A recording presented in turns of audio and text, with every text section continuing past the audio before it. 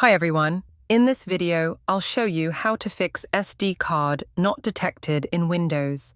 Let's get started. First, make sure your SD card is not physically damaged.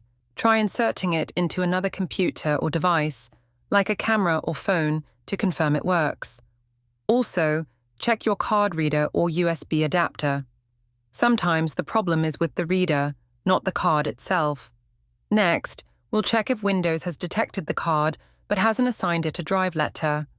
Right-click on the Start button and select Disk Management. Find your SD card in the list.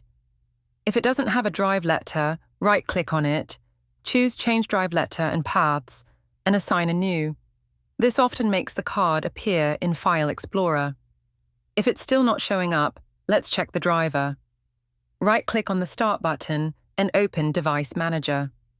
Next, click on Disk Drives. Locate your SD card, right-click it, and choose Update Driver.